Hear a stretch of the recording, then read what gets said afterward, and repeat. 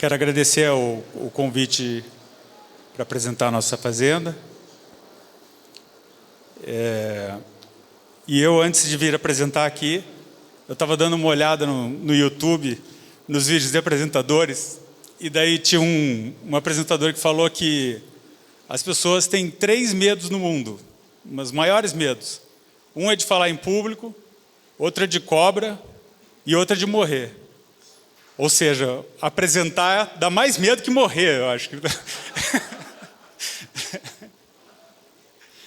Bom, a Fazenda Eldorado, ela fica em Nova Canaã, fica a 700 quilômetros de distância de Cuiabá, 1 hora de avião de Cuiabá, e o aeroporto mais próximo é Alta Floresta, que dá para ir de carro aí, 45 minutos de carro de Alta Floresta. Então, o acesso é muito fácil. Essa é a fazenda, delimitação dela. E essa é a vista aérea. Então, temos as casas ali. Eu moro aqui nessa fazenda. Essa aqui é minha casa. Estou no meio. Estou no meio da galera lá. Como vocês podem ver, a diferença de cores aí é a lavoura e a pecuária. Aqui é a equipe da fazenda, equipe de vaqueiros. Nós temos 30 funcionários lá na fazenda. Aqui está eu e minha irmã, Caroline, num dia de pesagem de gado, de monitoramento de desempenho. Aqui está a minha família. A gente toca esse projeto junto. Camila faz o financeiro. Meu pai é estrategista-chefe. E eu, o pesador de gado. Para nos ajudar no projeto, nós temos 5 empresas, 5 pessoas que nos ajudam muito. A gestão é o Guilherme, que é parceiro do Antônio Schacker. No rebanho, inseminação, estação de monta, tudo que requer o rebanho. Tem o Omiro, que nos ajuda. Na pastagem, na formação de pastagem, na adubação, tem o Murilo. Na lavoura tem o Eduardo, que é outro agrônomo. E também tem uma empresa que nos assessora com relação à sucessão familiar. Aqui é uma vista aérea do confinamento.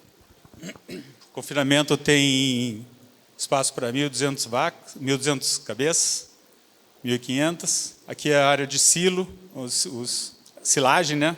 Depositada, que a gente usa no confinamento e também no trato a pasto. Tem uma estrutura de armazenagem ali. Fábrica de ração. Aqui a estrutura de armazenagem de grãos. Plantio de soja. Aqui, essas 2 fotos mostram aqui um lado produção de forragens, né, de silagem. Essa forrageira aqui é a de sorgo, né, sorgo gigante. Tem meu pai fazendo a comparação da altura dele. À direita ali o plantio a colheita de soja. Como é uma fazenda de integração, nós temos gado na operação. Aí eu quis mostrar essa imagem aqui só para dizer que numa fazenda de integração, o simples fato de você deixar uma porteira aberta num plantio de soja pode causar um transtorno muito grande. E aqui é o gado num pasto muito bom, né? Um pasto que foi reformado e que está gerando mais produtividade também, né? Que vem de encontro com todas as palestras aí excelentes que a gente viu antes. Essa imagem da direita aqui é o que a gente chama de sequestro. Quando não há mais pasto na fazenda e parte do gado precisa comer, aliás, uma grande parte, nós fornecemos toda a comida que a geração de gado mais jovem precisa no coxo. Então, silagem de sorgo, silagem de milho e proteico energético. E os mais adultos, gado mais adulto, vão para o confinamento, né? Então, aqui são as recrias, que são os recém-desmamados, e vão para o confinamento o gado em terminação, que na Eldorado, todo gado termina em até 24 meses. E aqui é a primeira residência no Mato Grosso. Meu pai veio com 23 anos para cá, daí ele construiu essa mansão aí.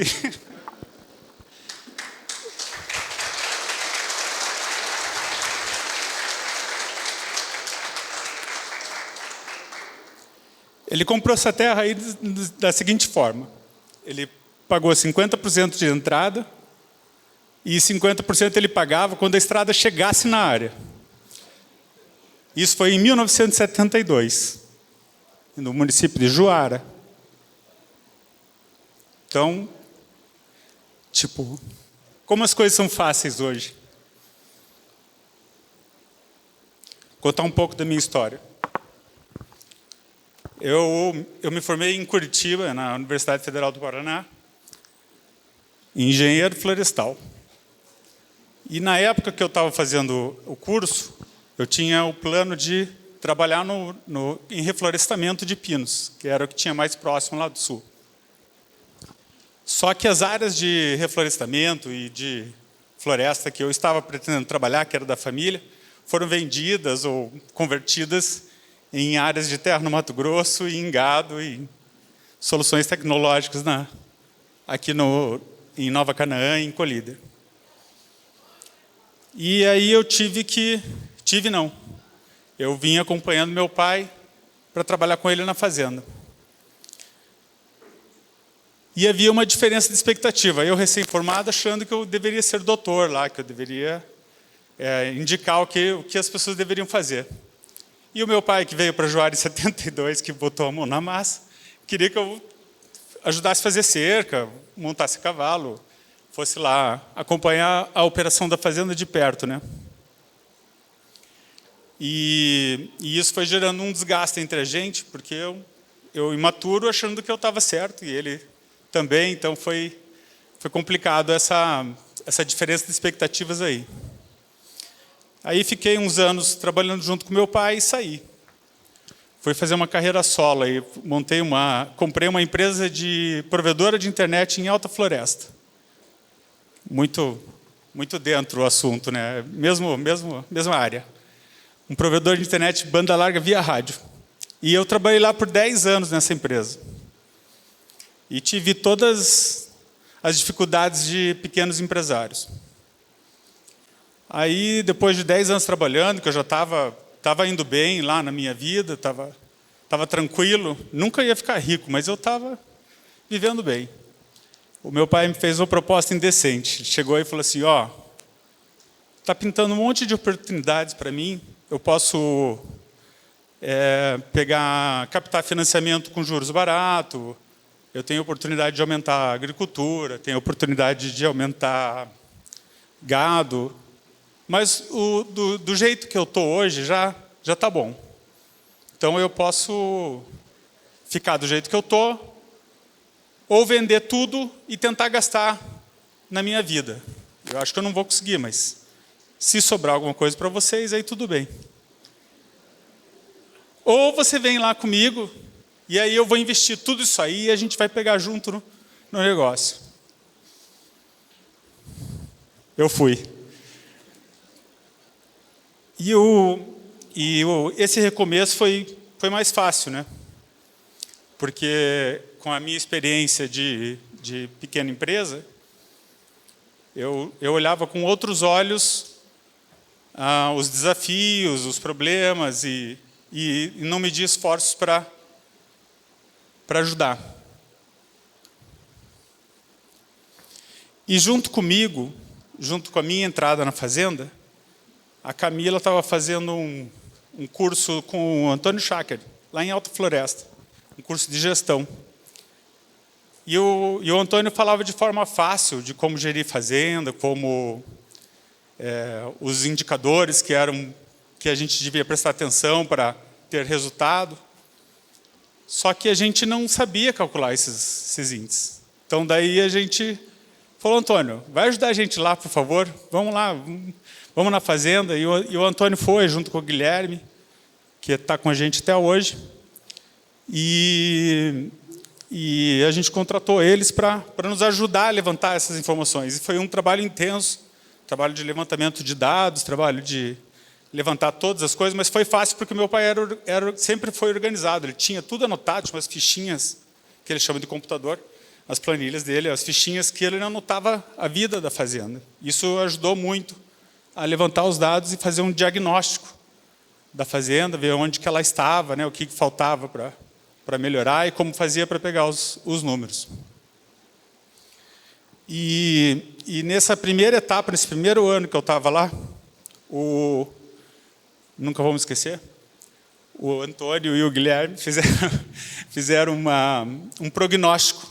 Eles pegaram nossas despesas, projetaram o nosso fluxo de caixa breve, esse fluxo de caixa futuro, e detectaram que poucos meses na frente a gente ia ter um furo de caixa de 1,5 milhão. Aí eu falei, pronto, né? Vendi minha empresa para ajudar aqui, agora vamos ter um furo de 1,5 milhão. Estou ferrado, cara. Larguei tudo que eu tinha para seguir meu pai aqui, estou ferrado. Mas, com essa informação, a gente foi obrigado a buscar estratégias para não ter aquele furo de caixa. E isso foi muito legal, porque a gente resolveu tirar o gado errado da fazenda, que assim a gente não precisava comprar milho, farelo de soja, toda a despesa de nutrição que a gente ia ter para esse gado, a gente não precisaria ter se a gente mandasse o gado mais errado para um boitel. Aí a gente fez uma parceria de gado com outro produtor, ou seja, a gente deu uma diminuída de desembolso na fazenda, e aquele desembolso que a gente ia ter, a gente descontaria no final da engorda ou da operação, o que ajudou a gente a passar por aquela fase. Então, com isso, tivemos que fazer um planejamento legal, né, de toda a fazenda. Com os números na mão, a gente podia definir já a área de plantio, né? A projeção de fluxo de caixa permitia a gente saber quando que a gente ia estar apertado ou quando ia estar folgado. E isso ajudava, provocava a gente falando assim, já que a gente vai estar apertado nesse mês, vamos fazer uma captação de recursos aqui, vamos procurar um financiamento para resolver esse problema aqui. E também a outra opção, se a gente precisa de mais caixa nesse período do ano, vamos fazer uma programação de abate para essa época, para fazer dinheiro mais nessa época. Ou vender a soja também, né? Estamos precisando de dinheiro para maio, então vamos vender uma soja para receber em maio. Esses planos, baseados no nosso fluxo de caixa, na projeção, na nossa produção, que nos ajudam a conduzir o negócio de forma boa. E aí, durante esse processo, desse planejamento que a gente faz, nós temos que fazer o monitoramento controlar, né, os controles. Então, a gente usa o software da Integra lá na fazenda, onde a gente insere todas as informações. E para alimentar esse software, nós fazemos vários controles, várias planilhas, né? Planilhas de controle de clima, de máquinas, de diesel, de estoque, todo tipo de controle que é inserido no sistema, que junto com o financeiro, com todas as despesas da fazenda, elas permitem a gente saber o que está gastando em cada operação. O mapão mensal do rebanho,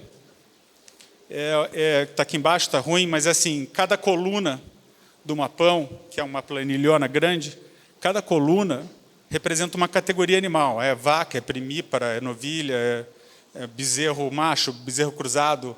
E cada linha é um pasto.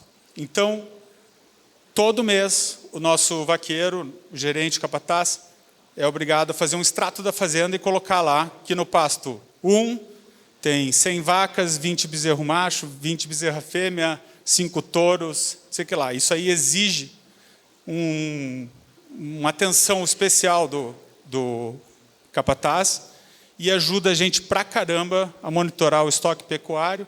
E a parte de trás do mapão tem as movimentações todas que foram feitas na fazenda. Nasceu, morreu, desmamou, vendeu, transferiu. Todas as movimentações que teve de gado na fazenda, eles são lançados no verso do mapão e faz com que a gente acompanhe de perto as movimentações. Junto com isso, eu também faço planilhas de trato e planilhas de confinamento, onde eu, de acordo com o peso do gado, que é monitorado trimestralmente, eu faço a projeção de quanta comida tem que fornecer para o gado diariamente, no confinamento, e semanalmente nos gados de recria. Então, eu monitoro o peso deles rotineiramente e também faço semanalmente uma planilha de trato para toda a geração de gado de recria. E planilha de controle de produção também, né?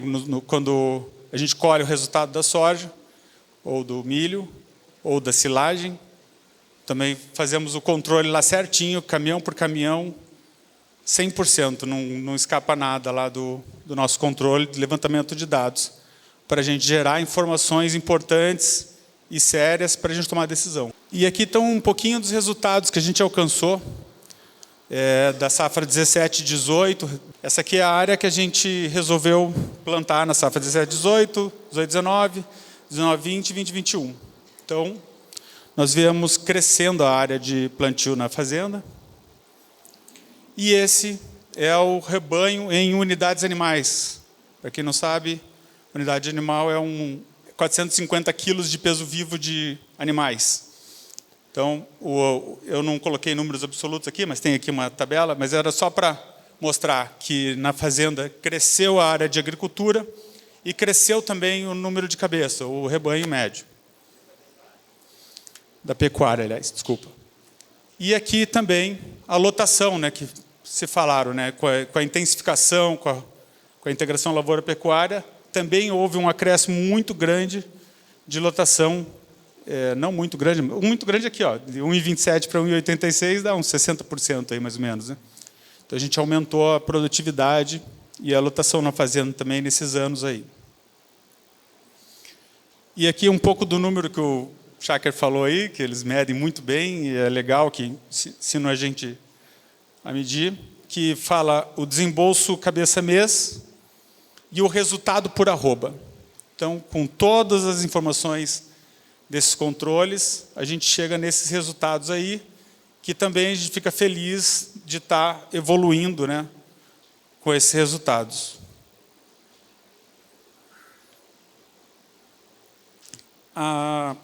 Como a gente está crescendo nos dois, está crescendo no rebanho, está crescendo na agricultura, na área de agricultura, nós concluímos aqui dentro da mesma fazenda, né, que são atividades complementares, uma ajuda a outra.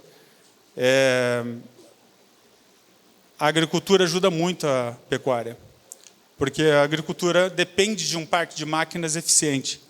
E você, com um parque de máquinas eficiente, você faz a sua pecuária uma coisa muito mais produtiva. Você consegue fazer uma adubação de pastagem mais fácil, calcareamento.